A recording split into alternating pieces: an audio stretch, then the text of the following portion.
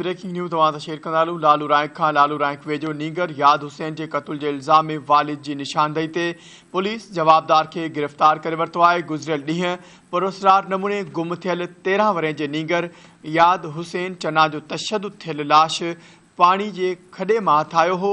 मासूम जे पीउ जी निशानदही ते पुलिस असल जवाबदार खे गिरफ़्तार करे वरितो आहे।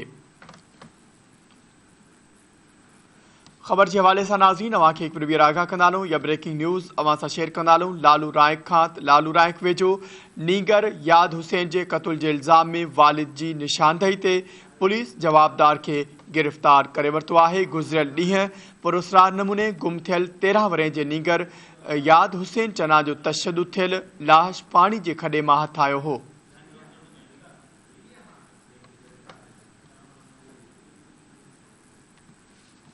ख़बर के हवाले से नाज़रीन अवां खे आगाह कंदालूं या ब्रेकिंग न्यूज़ अवां सां हिकु ॿीहर शेयर कंदालूं। लालू राइक वेझो नीगर याद हुसैन जे क़त्ल जे इल्ज़ाम में वालिद जी निशानदही ते पुलिस जवाबदार खे गिरफ़्तार करे वरितो आहे। गुज़िरियल ॾींहुं पुरअसरार नमूने गुम थियल 13 वरें जे नीगर याद हुसैन जो लाश हथ आयो हो। इन हवाले से वधिक तफ़सील मालूम कंदासीं। धरती टीवी जो रिपोर्टर राणू ख़ान मुगेरी असां सां लाइन ते मौजूद है। जी राणू ख़ान आगाह कजो छा तफ़सील आहिनि इन हवाले से। हाँ जी, जीअं त गुज़िरियल ॾींहुं जेको आहे सो पुरअसरार नमूने 13 साला मासूम याद हुसैन चन्नो जेको लालू रैंक शहर जे पतूजा पाड़े जो रहवासी आहे ऐं जेको हिकु ॾींहुं पहिरियां गुम थियो, जंहिंजे सख़्तु ॻोल्हा बावजूदि उन्हनि खे पतो न पइजी सघियो। सुबुह सां उनजो लाश जेको आहे सो शहर जे ॿाहिरां लालू रंग जे भरिसां पाणी जे खॾे में जेको आहे सो तशदुद थियल उन मासूम नीगर जो लाश मिलियो ऐं जेको आहे सो पुलिस खे इतला ॾिनो आहे। उहो लाश खणी जेको आहे वारस घर पहुता ऐं जेको आहे सॼे शहर में ख़ौफ़ रास हुयो त हिन मासूम खे कंहिं क़त्ल कयो आहे। सॼे शहर में चौबोल आहे त हिन जा क़ातिल शायदि गिरफ़्तार थींदा बि न थींदा, जेको पुलिस लाइ चैलेंज बणियल हुयो।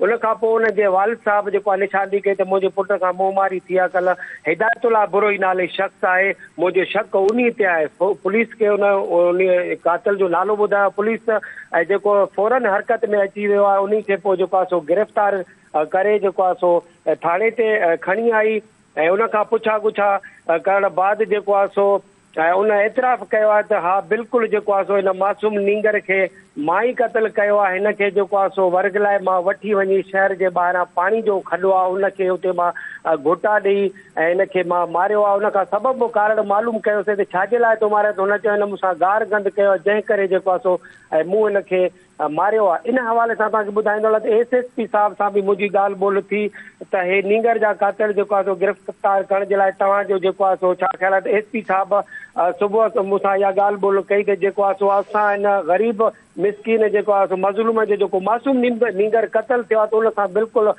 हमदर्दी आहे। असां पूरी पुलिस फोर्स खे लालू के SHO के DSP के मां इन हवाले। राणू ख़ान मुगेरी वॾी महिरबानी अपडेट करण लाइ।